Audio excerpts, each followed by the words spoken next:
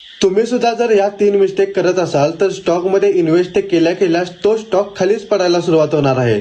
तर ह्या 3 मिस्टेक कोणत्या कोणत्या आहेत? तर पहिली मिस्टेक म्हणजे काय, तर स्टॉक अंडर व्हॅल्यूड आहे का ओव्हर व्हॅल्यूड आहे हे न बघताच इन्व्हेस्टिंग करणे.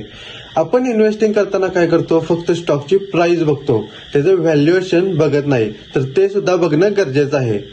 दुसरी मिस्टेक काय आहे, तर न्यूज बेस्ड किंवा कॉल टिप्स बेस्ड इन्व्हेस्टिंग करायला जाणे.